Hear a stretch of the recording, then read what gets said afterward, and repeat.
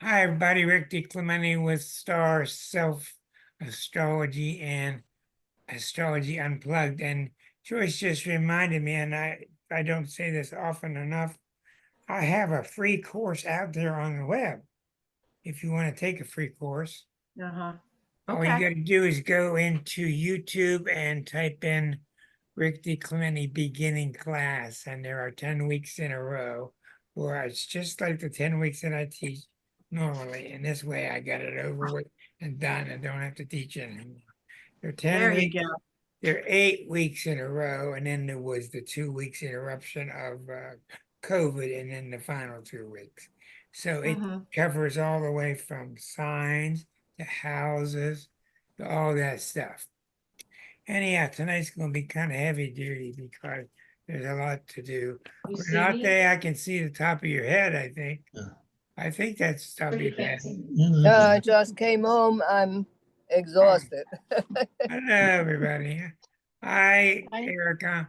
Okay, I'm Hi, going to Rick. read to you tonight. We're going to talk about 2025. I'm going to read to you a little article that uh, Liza gave to me from Chris Hedges. Anybody know Chris Hedges? Sounds familiar. Okay, Chris Hedges is a excuse me, wonderful writer, very leading journalist who's been all around the world as a war correspondent. He's now a peace activist, great writer. He says it like it is. And he is a Presbyterian pastor. It's just one page. It's on the Trump assassination attempt. Ahem. The assassination of Trump would not remove the yearning of tens of millions of people, many conditioned by the Christian right, for a cult leader. Most of the leaders of the Christian right have built cult followings of their own, and these Christian fascists embraced magical thinking, attacked their enemies as agents of Satan, and denounced reality-based science and journalism long before Trump did. Cults are a product of social decay and despair, and our decay and despair are expanding, soon to explode into another financial crisis. The efforts by the Democratic Party and much of the press, including CNN, the New York Times, to discredit Trump as if our problems are embodied in him are futile. The smug self-righteous of the smug and self-righteousness of this crusade against Trump only contributes to their national reality television show that has replaced journalism and politics. This crusade attempts to reduce a social, economic, and political crisis to the personality of Trump. It is accompanied by a refusal to confront and name the corporate forces responsible for our failed democracy. This collusion with the forces of corporate oppression, which have impoverished the working class, fostered endless war, militarized our police, created the largest prison system in the world, licensed corporations to exploit the most vulnerable,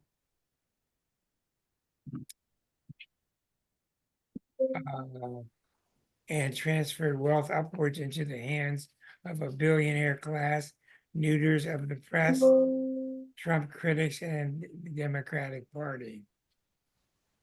Our only hope is to organize the overthrow of the corporate state that vomited up Trump. Our democratic institutions, including the legislative bodies, the courts, and the media, are hostage to corporate power. They are no longer democratic. We must, like resistance movements of the past, engage in acts of sustained mass civil disobedience, especially strikes and non-cooperation.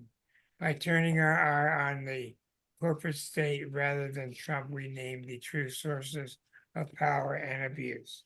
We expose the absurdity of blaming our demise on demonized groups such as undocumented workers, Muslims, African Americans, Latinos, liberals, feminists, gays, and others.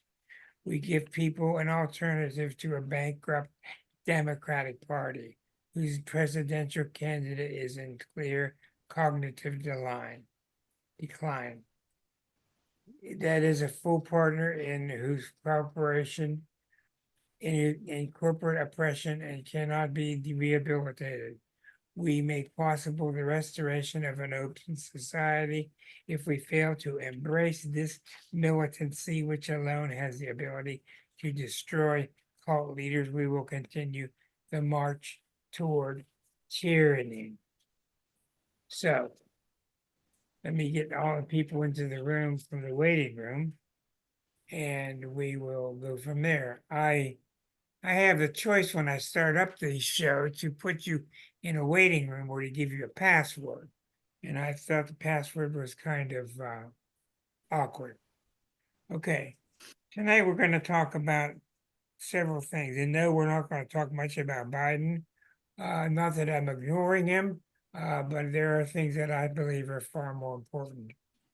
We're going to be talking about the USA's Pluto return, in case you don't know much about it.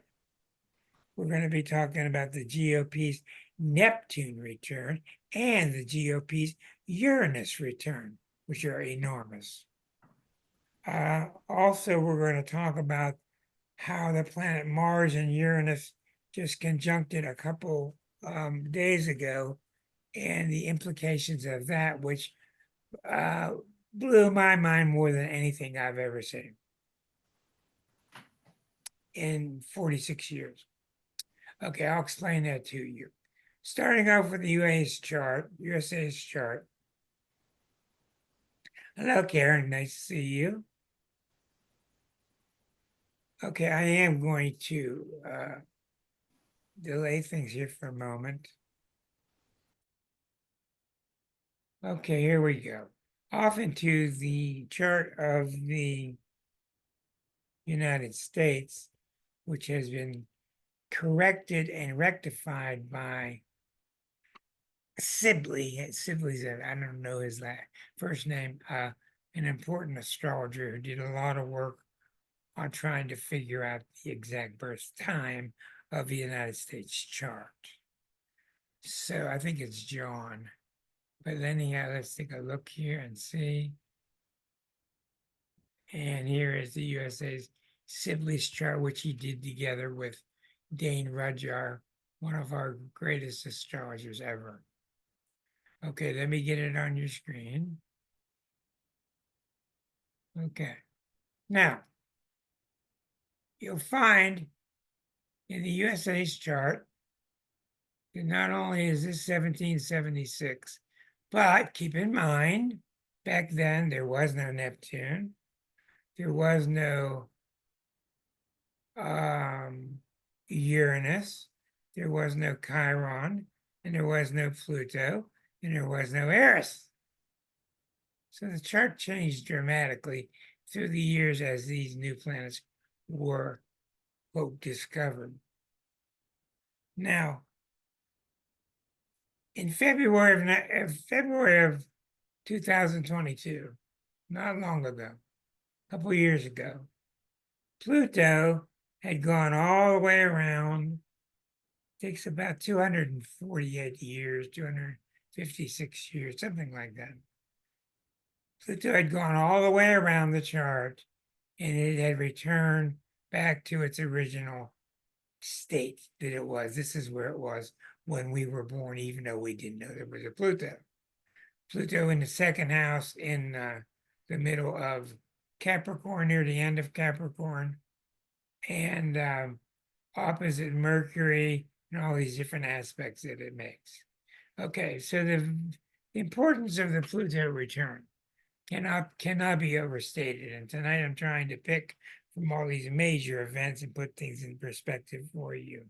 When Pluto returns, which only happens to bodies that are about 250 years old, countries, I hope you don't have a Volkswagen sitting around that's that old. They probably haven't changed the oil since then. But anyhow, when Pluto returns, return charts are very complex and they're very heady and they take a lot of thought and you have to think about what's going on. Well, Pluto, when it returns, and I keep seeing this, everybody. I keep seeing this with everybody. I keep seeing this with everybody. The planets are not bad guys here to hurt you. I'm just going to repeat that every week. But people just are convinced that they are, but they're not. Now, Pluto is a major force that launches evolution through you. And it doesn't do it in a very kind way. It doesn't do it in a very mild way. It does it in a very intense way, which is why it's the ruling planet of Scorpios. Intensity, passion. Scorpios aren't bad guys, and although they get a lot of bad end of the stick when you hear people talk about it, it's just that they're intense. If you don't want to be intense, then stay away from them. Okay, if you don't have intense, strong feelings about stuff, then stay away. That's all. They're not meant for Geminis, although they marry Geminis all the time, which is a real different story, which I don't want to go into now. However, when Pluto squares itself after about 60 years and it gets off of itself about after 120 years and it squares itself again when it's about 180 years, it returns around 246, and then February of 22 is when it returned. Okay, this is no coincidence, and it didn't return on that day. Another thing you need to learn about the outer planets, which is what is another name for my show, the outer planets. Things don't happen the day that the planet hits. They might. They're going on for years and years and years as the Pluto's approaching. So as Pluto went into Capricorn in 2008, started the Pluto return, which culminated in 2022, 14 years later. So the Pluto return was going on all that time. And what is the return doing? Number one thing it's doing is causing us to have an identity crisis. An identity crisis. I don't have to tell you, it's pretty darn clear about the identity crisis that we've been through in the last 18 years or so, 16 years, even longer. Pluto is a planet. It could be a planet called Frog. It could be a planet called Elbow. There could be all kinds of different planets. And when these planets return, they shout out their nature. They look at you through their nature of the archetype that they represent. And it's unbelievable. You should know this by now. And it's just really a good moment to pause and think about how mythology is so personal. We think about, oh, Demeter was this way and Zeus was this way. And they were. And of course they didn't exist, but they do exist.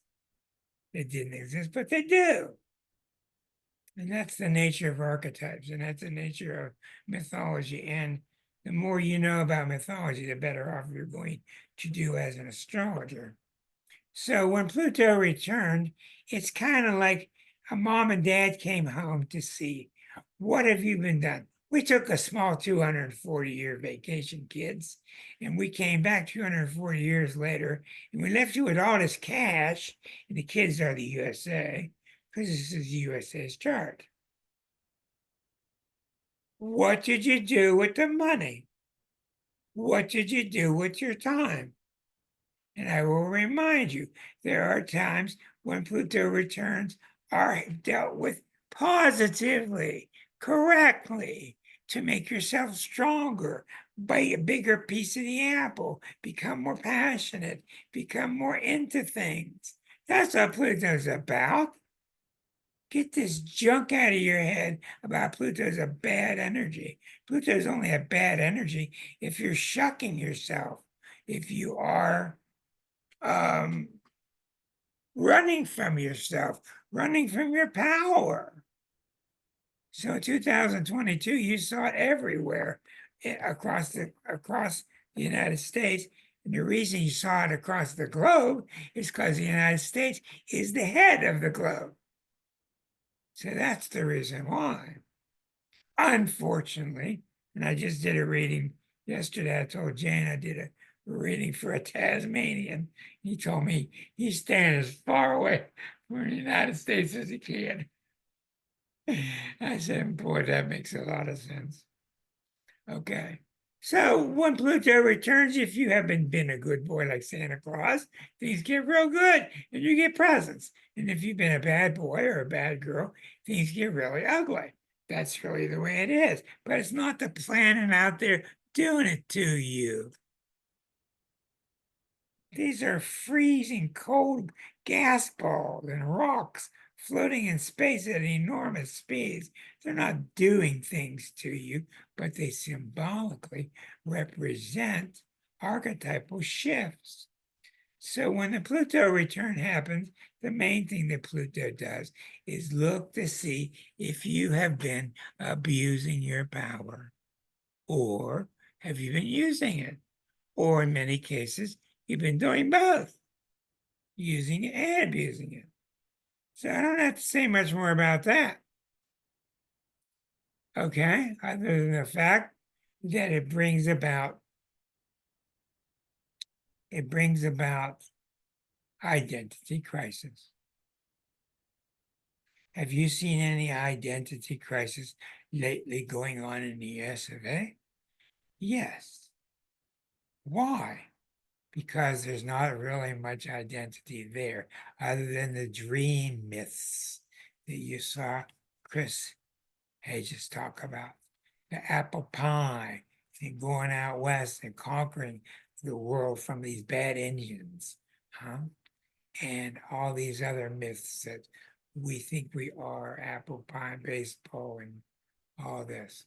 So what's happening now is we're really in a crisis of many proportions, and we're not used to being in a crisis, and we're not really made to deal with a crisis. Sure, we had them in the world wars, and we had them in several different wars, but we're not really made to deal with it.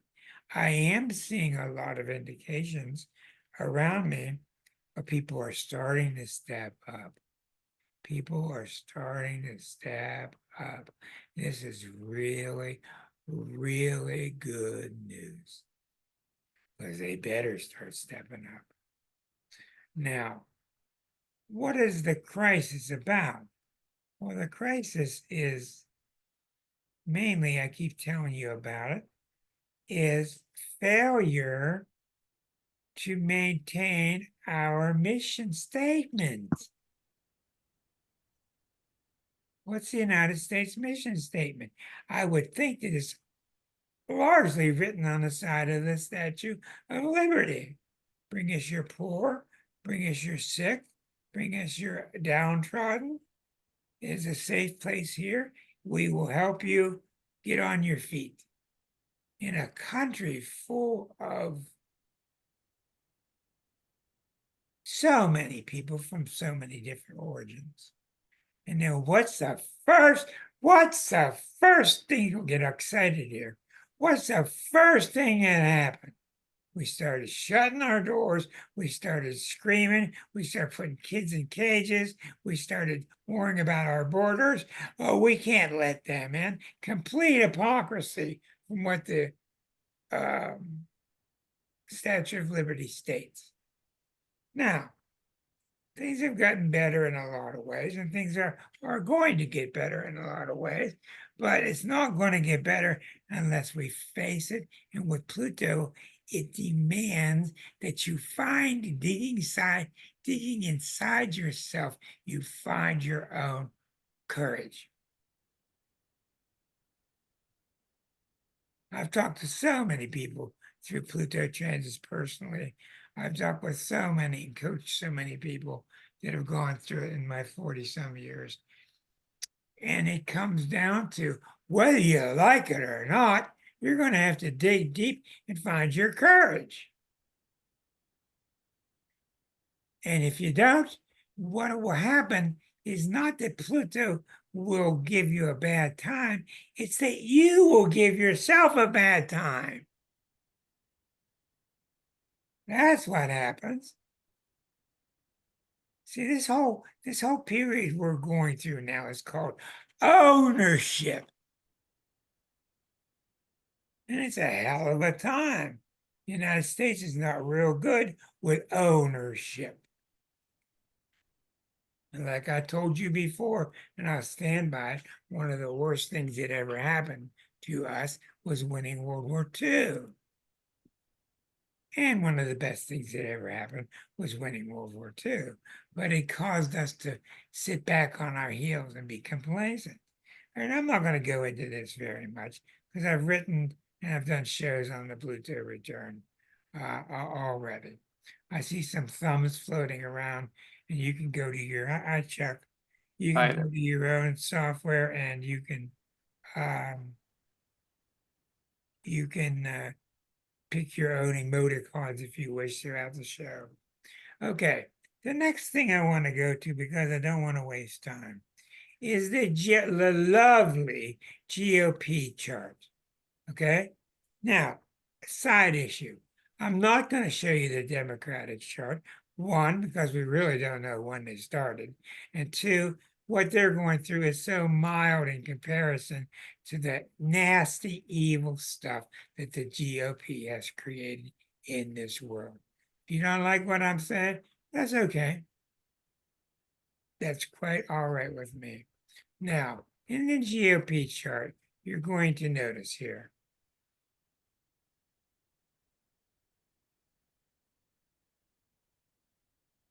We do know when they started. They started in a meeting in a place called Jackson, Michigan. We know the time and we know the date. Boy, that's boy. That's why I will repeat to you. We don't know exactly, it was 12 p.m. When anything happens in your life, anything, write down the time. So if you go start a new political party, write down the time.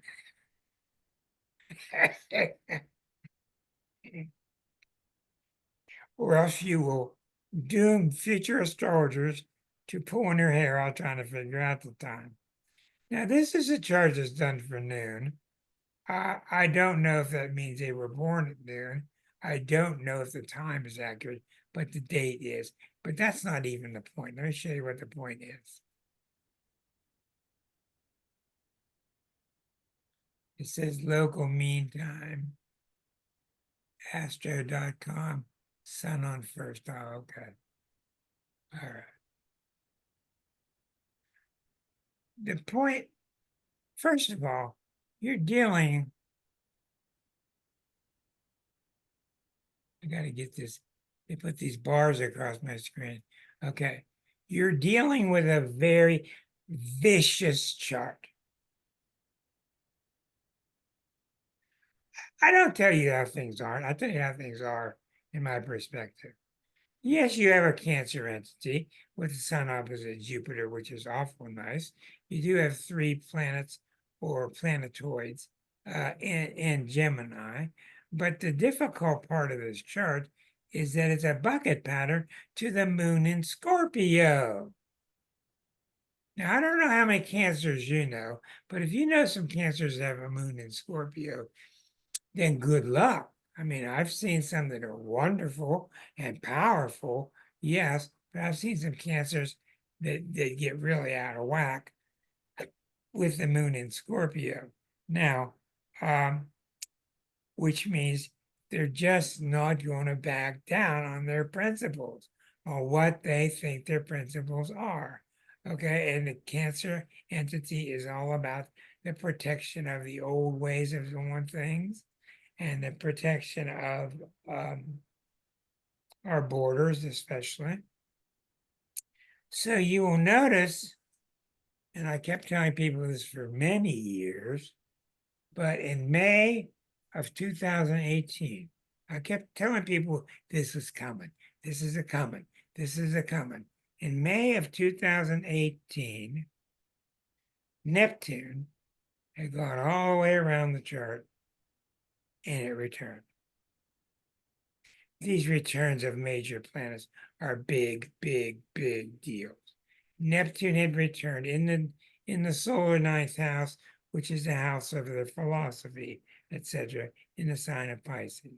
Now, when Neptune returns, it's going to be very happy with you if you've been doing some blessed things, if you've been loving people, if you've been opening your arms, if you've been inclusive, and you will see that one of the few things that ever happened that was really good during a Neptune return was when the Dalai Lama got his Nobel Prize for Peace. Neptune is largely a very negative planet in the terms of lots of negative things happen when Neptune gets activated, but it's not because of Neptune, it's because of us being non-Neptunian. What does Neptune want you to do? Wants you to open your heart, wants you to stop caring about material things. It wants you to see everybody as your brother and sister, and it's that simple.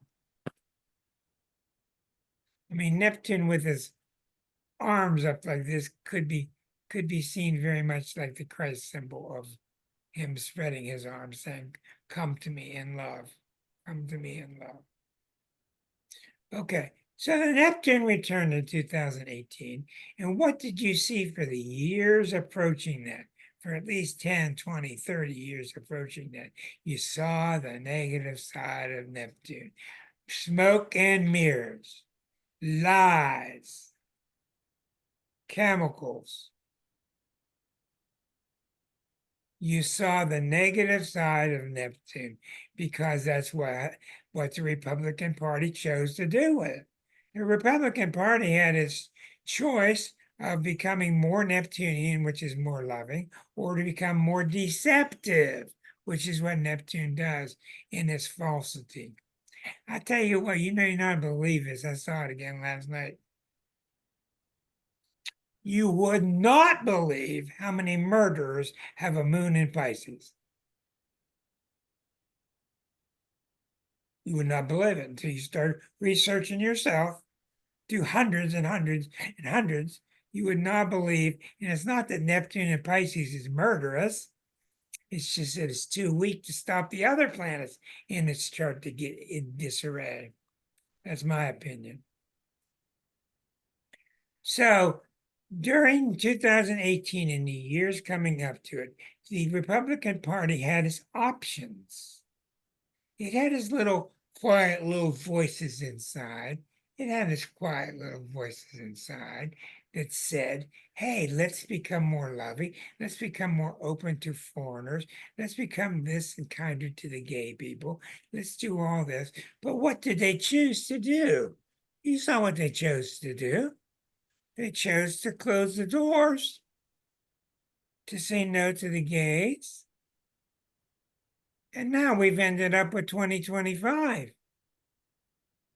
You think they're disconnected? They're directly connected. So what I want to tell you is that they had the opportunity to become much richer and soulful and beautiful and loving, like Christ or Neptune implies, or they had the opportunity to become smoke and mirrors and lie to everybody and just do all this crap that they do, which manifests in three-letter words, FOX.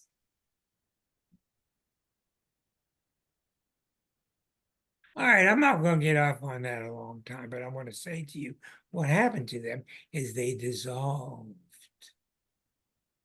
That's what Neptune does. Well, when Neptune returns and you're not taking your godly part and enriching it, what's left for you other than to just dissolve? like the wicked witch into a little puddle. And when you dissolve into a little puddle, there ain't nothing you can do about it except bullshit everybody. There ain't nothing you can do about it except try to bullshit everybody, which is what they've been living on. Okay, so I'm sitting there watching this. My prediction comes true after many, many years. I'm not surprised about it. And then what happens? My God, I couldn't even believe it. I couldn't even believe it.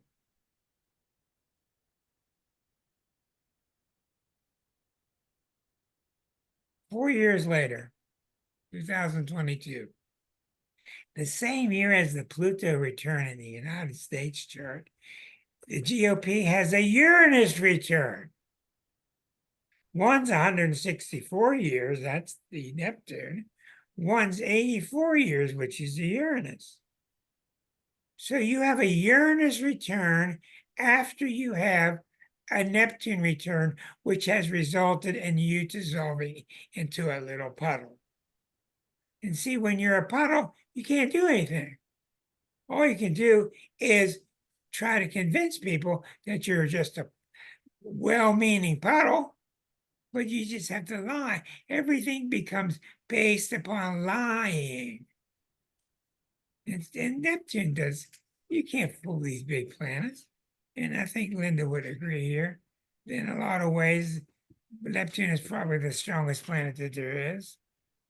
In a lot of ways. So now you got a Uranus return.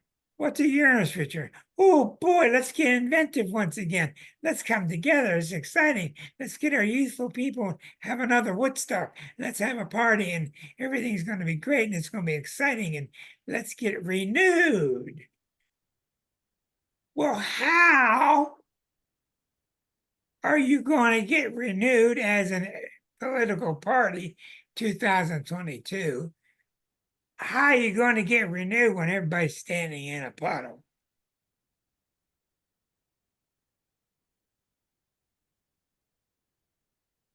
I don't know. Would a twisting and a turning and a conversion into possibly another type of bullshit suffice? That's what they did. What did they do?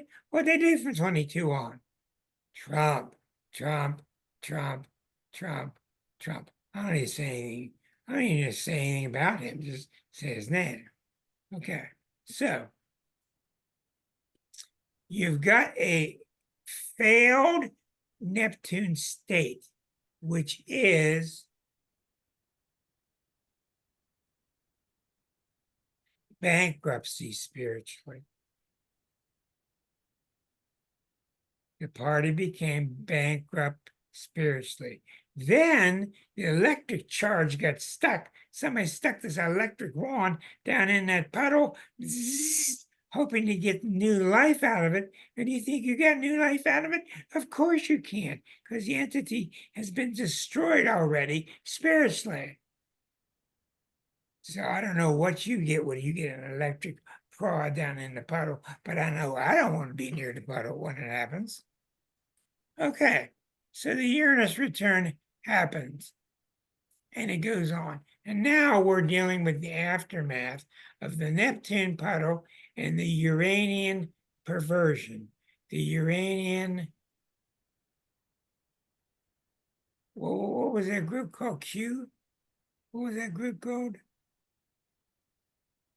QAnon. Yeah, thank you very much.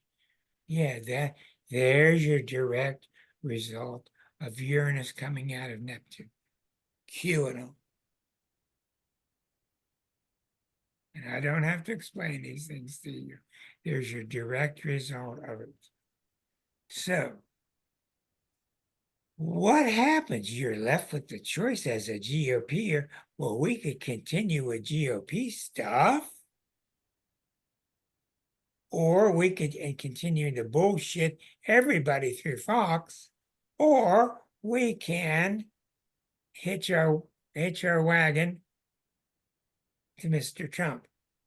At least he's got something going.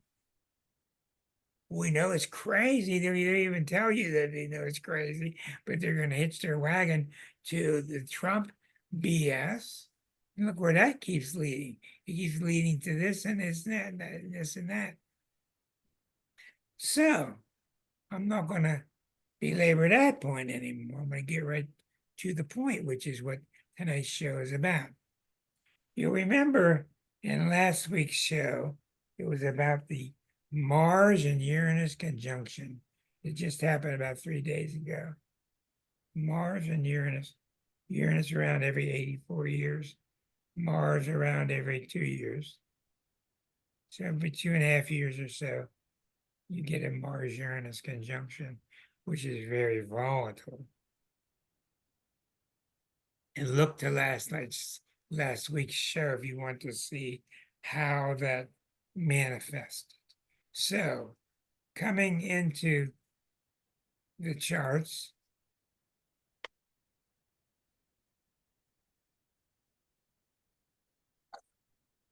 we will see here.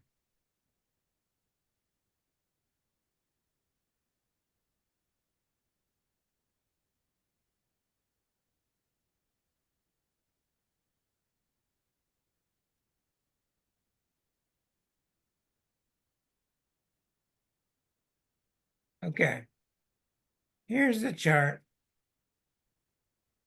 of the Mars and Uranus conjunction, okay, which happened just a few days ago. If you've been wondering to yourself why things have been kind of sharp, hard, tough, rigid, nasty, this has all been symbolized by the Mars-Uranus conjunction recently. And you will notice this is a great big bucket handle. This is just a few days ago. So the planets right now are very similar. This is a big bucket pattern to the moon in Scorpio. When you have a bucket pattern, that planet becomes dominant. It really dominates the flavor of the whole chart. And that moon is no idle little moon sitting there. That moon is opposite Eris. Eris is really, really explosive. And Eris is together with Chiron. And they're both in Aries. So we're seeing some very explosive planets teetering back and forth on the sun opposite Pluto. So you get the sun opposite Pluto, making a T-square up to Eris and to Chiron, and they're all swinging from the moon in Scorpio. Okay. And the Mars-Uranus is very heavy in the 9th house. So what did I do? Oh my God, what did I do? I spent all last week trying to interpret that chart, telling you how to be the Mars-Uranus person, how to be a healthy Mars-Uranus person, how to deal with the sun opposite Pluto inside yourself, how to deal with the moon in Scorpio inside yourself. And when the show was over, I realized that that was the chart of 2025.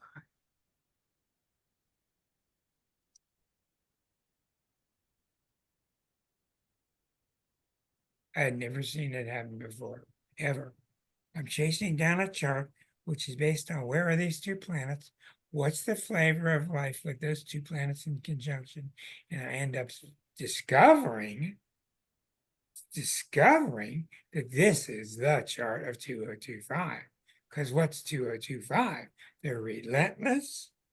You all heard about their 900-page document. They want to do away with your Social Security, and they want to do away with gay people, and they want to do away with military people being helped, and they just want to do away with everything, and democracy. And the good thing is people aren't going to put up with it, you know. So we haven't seen the opposition yet, but it's building, and they're just not going to get away with it. And they're implying tremendous violence if their party doesn't win at the next election.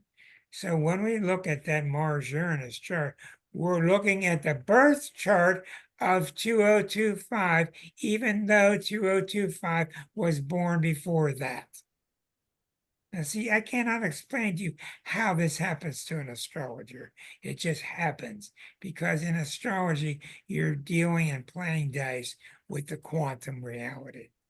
You're playing dice with the quantum field. Rick, would you agree with something like that? Go ahead and unmute yourself. Yeah.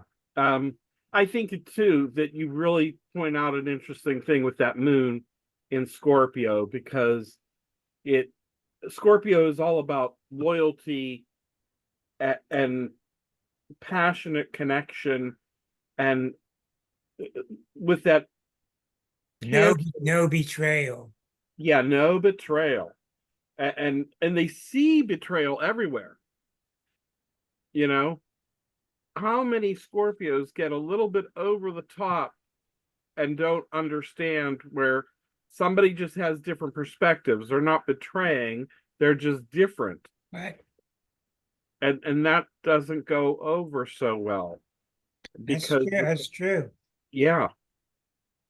And that Cancer moon really tapped into the infancy in the RNC party, tapped into the infancy of the minds of the forming of the country when you look at the country's birth chart. So it was prior to Uranus, Neptune, and Pluto. So I look at those and I think, okay, all the visible planets help us deal with everything that's open in our lives, that's clear. The Uranus, Neptune, Pluto is the undercurrent. It is the unconscious. It is the emotions of Neptune, the genius yet to be discovered of Uranus, the power of the will to transform with Pluto, and those beautiful things had not yet been discovered.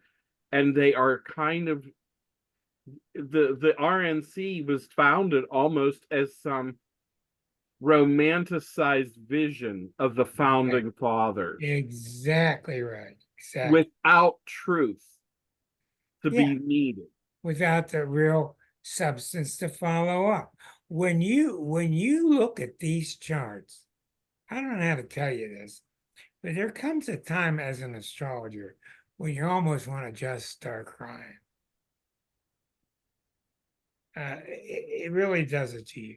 When you look at the power of Pluto and the intense desire to make everything wonderful for everybody, and you look at Neptune's open-armed love for everybody, and you look at Uranus being so idealistic, trying to help everybody, and Saturn working his butt off to make sure everything works.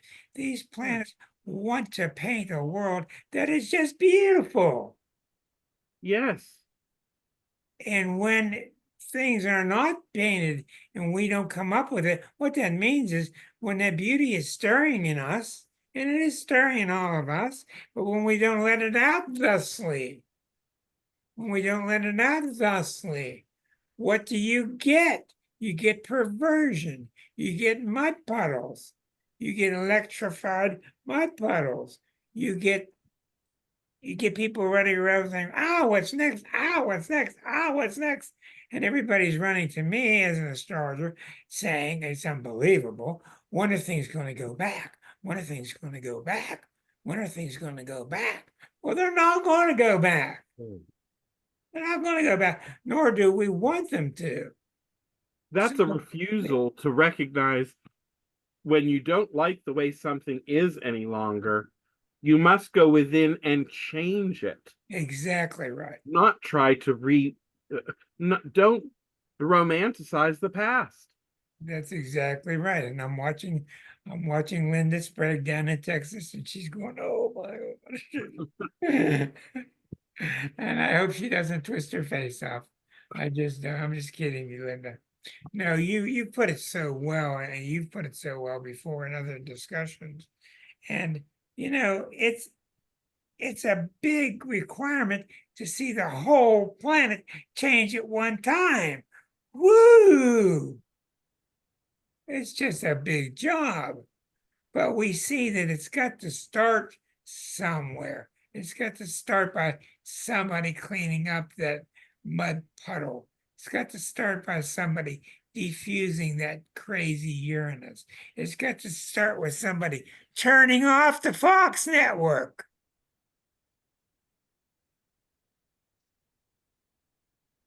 I'm Maybe I'm too. not trying to be. I've seen these releases on Fox on Facebook before. I'm not trying to be a radical crazy person. I just want people to live in peace with their families and grow their children and have a nice happy home and be healthy. I don't think that's crazy one bit, but that's not how the Republicans paint it. You switch on a TV tonight and you watch their conference, and that's not how they paint it. They paint it as the crazy left. There's nothing crazy about the left. Well, if you go far enough left, there sure is. Go ahead, Rick. I think too that all the Gemini in the RNC is possibly being blocked if they were to go ahead and embrace an open dialogue to look at themselves honestly. They could police themselves. I got the wrong Not with the pair. 2025, but with I- the birth chart of the RNC. I'm getting back to it. Hold on. Yeah.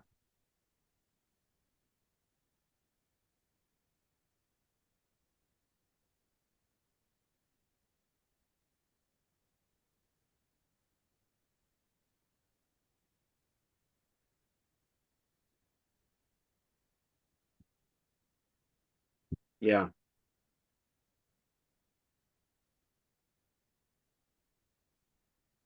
Go ahead. You have Venus and Saturn. There is a fondness for structure and harmony intellectually.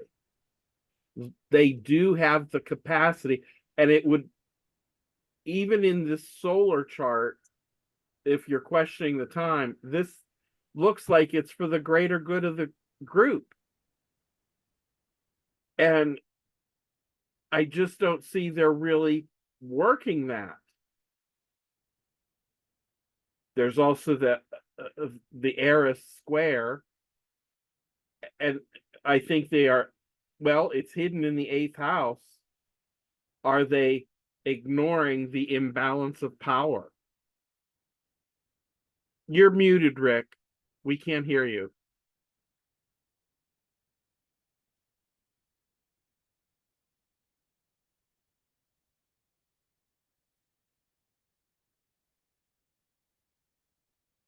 There you go. Thank you for that. Now let's try looking at this through what's called a whole house chart.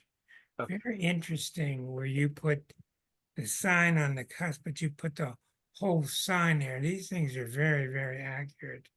Let's take a look at this chart thusly. Okay, we got the Republican Party, we got the quit, and we got the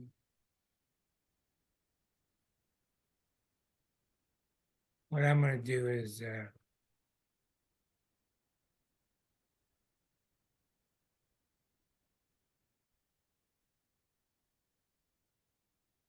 go ahead, Rick. So with this, we look at those Gemini qualities, bringing simple language to big philosophical ideas in that 9th house. That seems like it's got some possibilities to help things along. And my thinking is we're not taking it. And now, when you see that sun opposite Chiron, boy, it looks like we need to use the Republican Party to heal. Exactly, especially with Mars and Virgo rising. Right. In Libra. And it's a tremendous symbol of being careful and making sure you're going out into healthy ways, Balance. stepping forward, but doing the things that you should do. Right. Mars and Virgo very much like that. Let's try the other whole sign.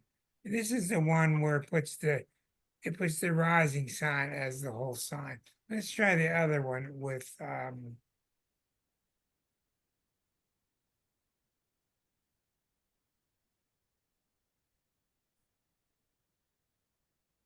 well, the point is that within a chart, you've got to find the seeds, you've got to find the potential.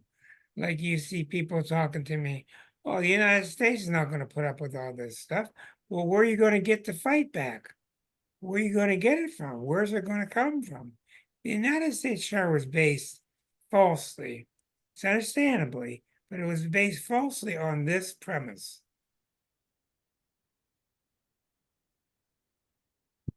Right here.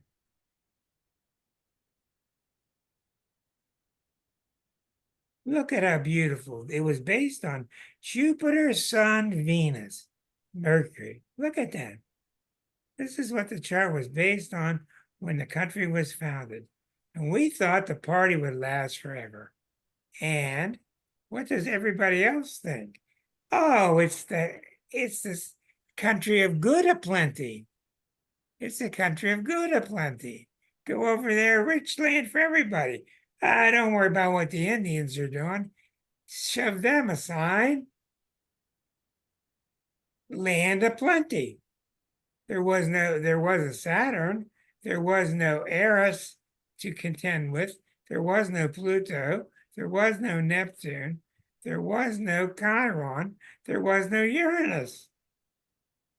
So when you talk about the US bouncing back and facing off against this 2025, where's it going to get the energy from? Where's it going to get the perception from? Where's it going to get the balls from?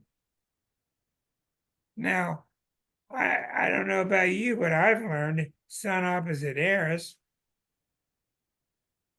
The beginning books do you a lot of disservice because they teach you that oppositions are bad. But one of the absolute best things the United States could ever have is the Sun opposite Eris. Okay? When you see people tied up in the Sun opposite a major planet or square to a major planet, it is trying, it is tempting, it is strong, it is challenging, but it's also very, very powerful. Mm-hmm. This is why people don't mess with us, is because the Sun is opposite Eris. It's not the other things. The Sun opposite Eris means what? It means that you can push this around to the edge if you want to, but there's going to be hell to pay at some point in time. There's going to be hell to pay. So I don't want to spend too much time on the 2025 chart because I think we all hear it coming and see it coming. But I'm telling you right now, we're in the heart of it right now. We're in the heart of it. July, August, September, October, election. And I don't know about you. I have a question for you. Yeah. Do you think we have reason to hope that with the Sibley chart and all that emphasis on the seventh house, that the strength of our nation is in our collaboration and cooperation with partners? Yeah. With what? With partnership. With yeah, that's exactly right. Together. It's our weakness and our strength. That's exactly right. Which means, and I think you can ask Jane, the Australian up above you, people know that things are off the wall right now in the US of A. They know that the USA is famous for doing some crazy stuff now and then, but they also know that deep down the USA has good intentions and that we will not forego them and we will reach out to help our neighbors. Yes. What do you think? What do you think, Jane? Yeah, I think you're right because I think we are so connected to America, and like we have reporters have been over there reporting everything that's been happening, but there is I suppose, yes, a sense that it's possible Like when I look at all the people on this screen now, I just think, let's not be afraid. Do you know what I mean? So let's Exactly. just believe that there can be healing of some sort, that there is a strength and there are balls out there to really change And the and strength be is more. going to come, the strength is going to come from Eris. Okay. Maybe by then 2% of the astrologers will start following it. Okay? Eris is crazy strong. We're going to do whatever we got to do to make sure we win. We're going to do whatever we got to do to make sure that the outcome is fair and that everybody's included. That's what Eris is about. She doesn't do it in a pretty way. She's kind of like that wild Sagittarian child you got that's coming home from college and telling you all about what they've been doing. And you're going like, oh man. But they got the greatest of intentions, and they're really power packed. What do you think about the Eris placement, Rick? I think the idea of bringing balance to from the energy of the sun to the right of justice for everyone sounds absolutely marvelous. I think it really yeah. speaks to Lady Liberty. See, in the GOP chart, when you have a great big puddle that's being electronified by Uranus, sooner or later everything's going to blow up. Mm-hmm. It's just going to blow up. And that's probably a good thing. Let's see what Claudia has to say down in the state of Georgia on her thoughts of these charts. What do you think, Claudia? Well, I keep thinking, I'm not really into politics, but I have to say, I keep wondering, when did we lose our way? Because it's gotten so off track. And with Sun opposite Eris, you're right, we do have that.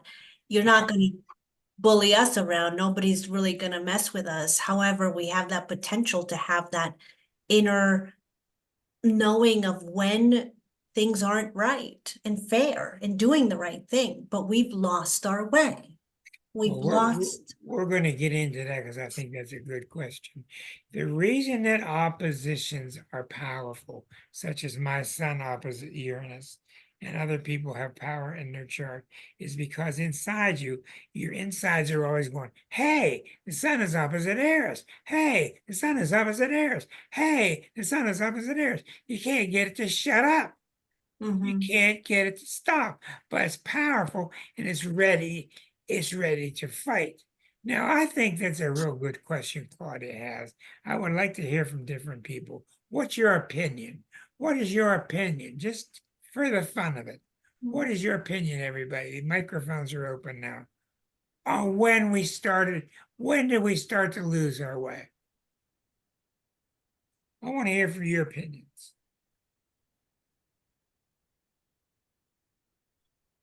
Come on, Linda, our teacher in Pittsburgh. When did we start to lose our way? I'm just gonna deal with my lifetime. I'm not gonna go back. Yeah, that's fine. I'm gonna say when Richard Nixon scuttled during the campaign in '68, scuttled the Vietnam War peace talks in order to get himself elected. And maybe before that, it may go back to Goldwater, and that whole that's right. Yeah. the whole inception of what was called conservatism, which is really sort of a revanchist notion that we can go back to an America that didn't have civil rights and didn't have women who could vote and had slaves and all kinds of other terrible things. I mean, that there was a whole long, this has been a long time in coming, this thing that we're going through right now. And, I mean, we're talking 60 years this has been building, and now, mid 60s, aren't we at that? are we at the return of the square of all that mid-60s stuff? We're at the several years ago where Well, you went to Chiron made a Yes. return. the square. Yeah, I mean, And the but we're Chiron. being checked on that stuff all the way around in different ways, you Right. know? And, but for sure, I mean, by 1968, this was all well underway, because that was the first moment that I'm aware of in modern times where an election was, and it's all Republicans doing it, where an election was influenced by someone who did something truly evil, which was to prolong the Vietnam War, which killed many more Americans, thousands more Americans, and millions of people in Vietnam. And if and that 100%, we were on the wrong road, you know. So Okay, for good, me, good answer, Linda. Anybody else? When do you think we want to ride? When do you think we got off track? Come on. Susan has an idea. What's that? Susan has an idea. Yeah, Susan. Well, my understanding of history is that you have to first figure out what was the way, because it's always shifted. We're not consistent with the way of the founding fathers. We're just simply not. I mean, the original party, such as it was, and it wasn't considered a party of Washington and Adams, the Federalists, excuse me, would be considered quite conservative today. But in their day, they were considered pretty radical. But in essence, the revolution was about not turning over tax dollars to a foreign power, keeping it here. But the people who had power prior to the revolution maintained that power after the revolution. They weren't about civil rights or civil liberties at all. All these are very modern concepts.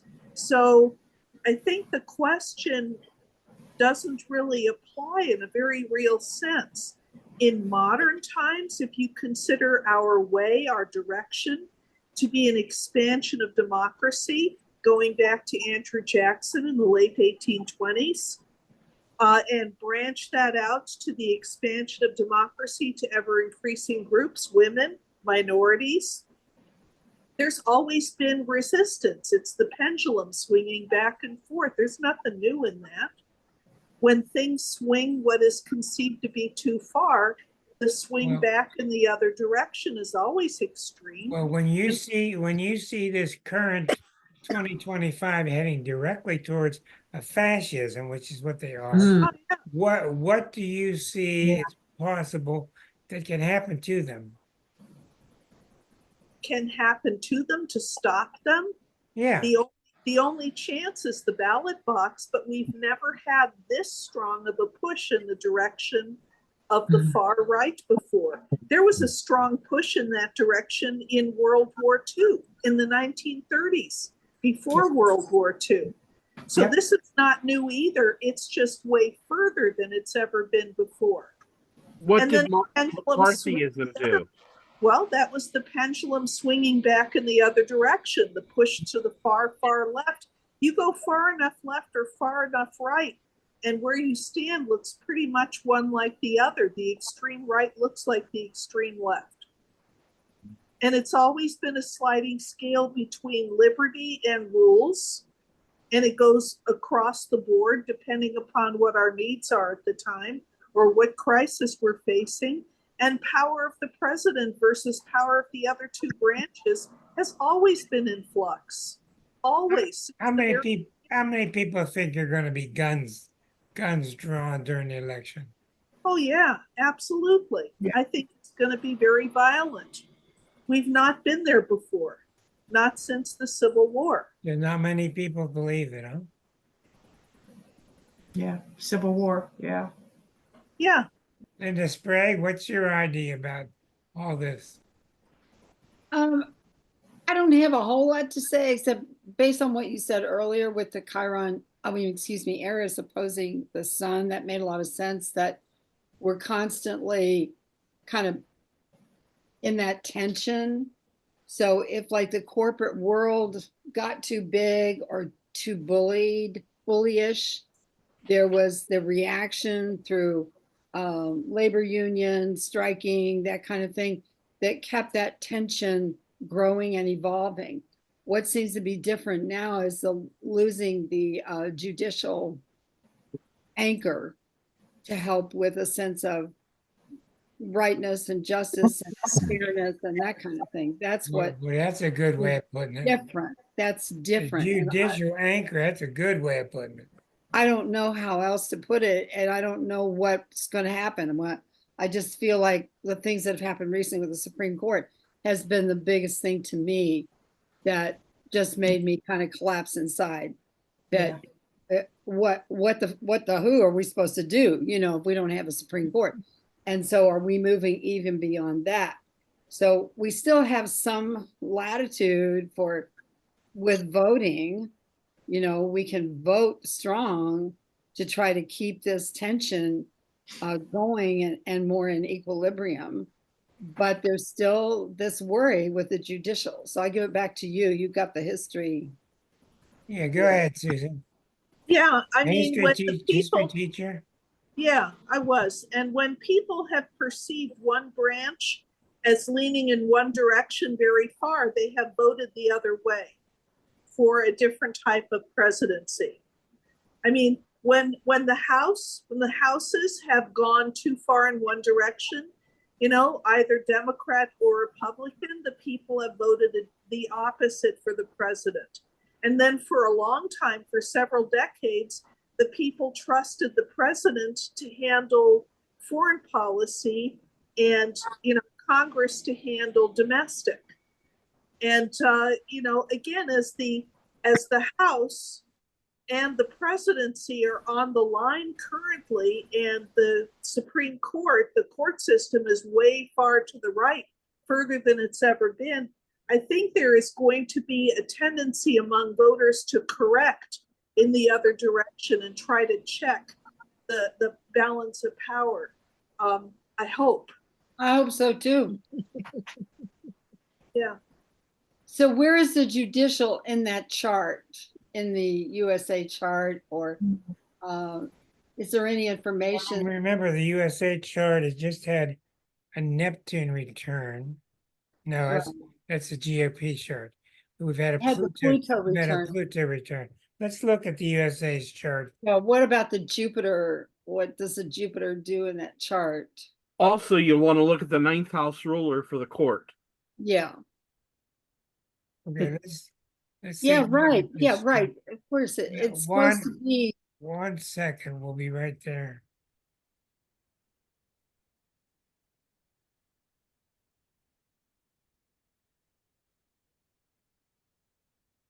You're hungry. You have to wait. You gotta paint Oh, everything. sorry. You gotta paint the screen twice every time. Hmm. Something about Zoom. Okay, what was your question now? Just what about the judicial? All right, your side? ninth house is ruled by the sun. Okay? Yeah. It's ruled by the sun. The sun is 13 degrees Aquarius and on the cusp of the 8th house. Okay. The sun has been through a tremendous beating in the past 10 years as Pluto has gone through here and is not only gone through the identity crisis of the Pluto return, it's gone through Pluto opposite the sun. And the sun is our identity. So I think given that, it's very much like who do we want to be? That is the question now. Who do we want to be? Not who do we think we were, not what could be. Who do we want to be? And I think when you're seeing such knee-jerk reactions at the border, I think it's very, very scary. If we could just keep these outsiders out, we would be okay. Well, my father didn't learn that lesson. He came over in 1938. He was 18 years old. But Rick, in a way, we've kind of, in a way, we've been off track since the beginning, because That's we've, exactly right. as one of the things that I recall learning about cancer is cancers decide who's family, and they draw the wagons around that, and they decide who's acceptable and who's not. The Indians weren't acceptable. You know, certain immigrants were acceptable and then they weren't. So we've basically kind of been Cancerian schizophrenics about how we move forward, because with each generation, we've decided who's not acceptable. So we That's circle back. exactly right. And so we've kind of been off track since the beginning because we've given into that. Okay, but it's very good. I like that. But at the same time, we have started something anew on the earth, and it's kind of like, would somebody else kind of like to step up and help us a little bit? You just don't see it. You see a very lot of laissez-faire, a lot of laying back, and oh, United States will take care of it, and that just doesn't get it anymore. So this is a two-way street. Thoughts, anybody else? Erica? Well, when it comes to climate change, Europe and other countries have been for it for a long time. But other than the Democratic presidents, the other ones and the corporations have been shutting it down. So I really think that, you know, all of our good living and all of our little tchotchkes and everything have helped to kind of create this mess, the climate change, the people feeling like, okay, now I'm middle class because I got like a cheaper version of the stuff that I see on TV in the billionaire's house. And now I can focus on just being materialistic and find my way to happiness and forget about looking around and what's going on in the world. So, you know, meanwhile, we're cutting down the trees and we're exploiting the minerals, and we all want the latest this and the latest that. So Well, I think it's simple to say it's that really complicated. this is the end of Easy Street. Yeah, and we should stop consuming so much and realize that we have more than what we need and we should share more, but that is going to hurt business. And after all, what did Bush say after 9/11? What should Americans do? Go out and shop. Remember, that's what he said. Go out and shop. I was shocked when that was his suggestion of what we should do to get better. Yeah, well, let's hear from everybody. What should America do? We know what the problem is now. What should America do now? It's election season. It's a delicate balance, Rick. If you don't go out and shop, the entire economy could tank. Yeah. All right. Shopping ain't gonna solve it then. What do we do, Claudia? It's so complex, and it's going to take, I think, generations, because I don't know what the answer is. It's not this, but kind of like what I always think about everything is it's always like it's in an individual internal problem of not having your foundation, your heart clean. And You're exactly right. The way we see the country has got to become the way we see ourselves. Yes. What do Yeah. we want to be in our own heart and mind? And that has to be expanded to the country. What do you think, newcomer Joyce? Well, I was going to say, be the change that we That's a have to good be. answer, yeah. We have to take that, each one of us individually, but then to come together and be that change. And that means speaking up to people who might think they were crazy. Yeah. There are Yeah. probably a lot of people who think this show's crazy. I don't Mhm. think it's crazy. I was going to say the other thing with big money has been such a big the oligarchs, the money part, whether it's in Russia or around the world, in this country, the billionaires, that they have to wait. They're the ones that are ruling at this point. Well, very, very good. And I'm anxious. I saw the doctor is in, everybody. Dr. John is back with us, and I'm glad to see it. Dr. John, what are your ideas? I know you're really, really big into education. What's on your mind when in regards of how tonight's discussion has gone? Yeah, I mean, hey, Rick, hey, everybody. I'm on pins and needles about this election. I think it could be really good. Um, I think we have to focus on the future. I mean, education is key to that, but I mean, the environment, we can't deny the things that are going on, like it's getting hotter. We have less water in the ground than what we have ever had. I mean, look at Antarctica, look at the ice shelves, they're melting. I mean, there's going to be massive flooding of the coast. I mean, I'm thinking 20 years ahead to when Pluto's in Pisces. I think flooding is going to be like front and center. We're not going to be able to deny any of this stuff by that point in time. And if we put the guy that's speaking tonight in power, I mean, we're so far behind on all these things. We can't go forward by looking back and planning for the past. What do you think about I think education? I think it needs a massive overhaul. What's I think that? we're still focused on doing things. It needs a massive overhaul. I think we're still focused on doing things like we've been doing them since the end of World War II. I think we have to get into kind of like what's practical in terms of the environment, what's practical in terms of, preparing people for this world that we're in. And I don't think it's going to be. I know it's not Well, going to be why like has education failed? warehousing kids. Why has it failed to get the kids ready for the world?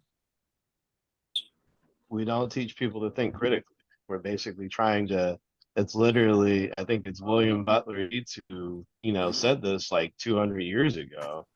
Education is not filling a bucket, but lighting a fire. We're filling the bucket. We're trying to give people all these facts and all these little things that we think they need, but we're not teaching them how to like actually think and educate themselves and adapt to circumstances. We need to inspire them. We need to inspire them to When you learn. We find need to your new inspire them to kids, look and when you like really find your immerse new kids, themselves. when you find your new kids and you're teaching them to think critically, do you find them getting excited?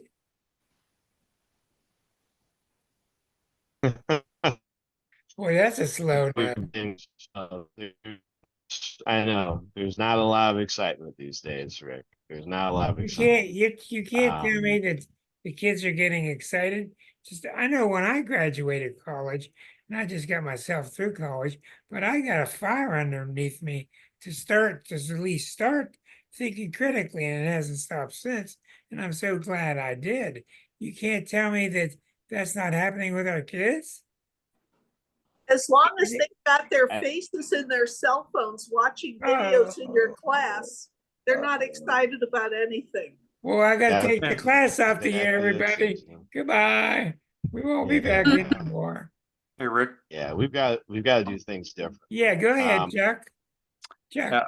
I'll just add something because I got a few minutes and I'm going to have to leave. I think the fundamental issue that we're dealing with is that if you were to look back in time, right, there was a point in time where the beliefs crystallized, the beliefs around the foundation of the country, et cetera, were crystallized around a certain set of core values and principles. And then as different self-interest kind of played out, those began to create separation from that core.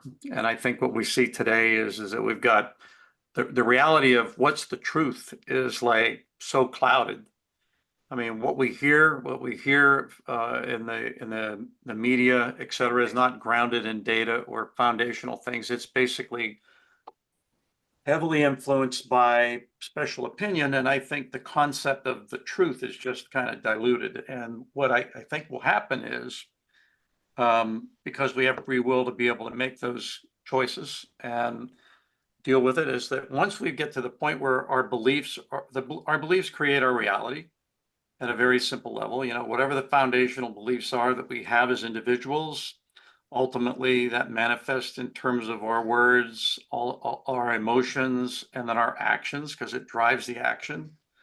I think that we're going to go through a period where pain is going to have to happen in order to be able to get people to kind of go back and get more in touch with what is the real truth.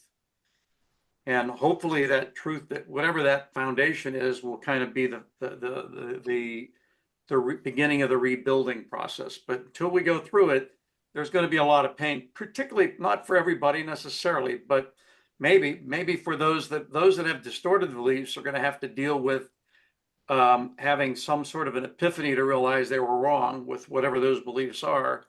Those that have a more solid belief and and way of kind of looking at things are going to suffer because they're dealing with all of this tension of those that don't. And until we work through it in a way, and I think it's going to be a painful transition. Well, what is the real truth, Chuck? Pardon? There's a good way to end the show. In your mind, what is the real truth?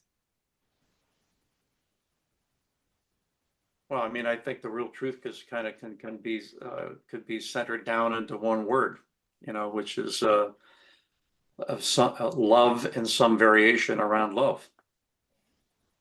But we got away from it. There's a lot of special interests, you know, that are kind of out there trying to influence everybody to do things in different ways. And it sounds very credible. And for the uninformed or the person who don't really take the time to investigate, whether it's a voting issue or any other issue, they're easy to be influenced, you know, because of the way that people understand how to influence and drive behavior that is not rooted in truth. And there's a lot of that going on. Yeah, boy, that's true.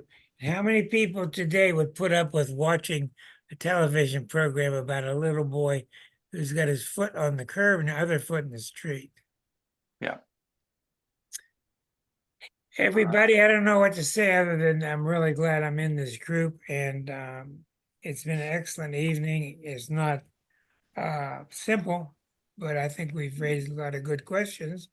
I think seeing the sun opposite Eris has given me a lot of new faith, especially dealing with oppositions. I know how insistent they are. So let's all keep our fingers crossed, and let's all go forth and be careful. Don't fall in any holes. All right. I'll see you next week. I'm not sure what the subject will be, but thank you all for coming tonight. Thanks. Thank you. Bye. Thank Thanks, you. everyone. Thanks, everyone. Thank you. We appreciate you. Yes, Thank we you do. very much, Susan. Appreciate that. Thanks. Yeah, we do. Thank you, dear.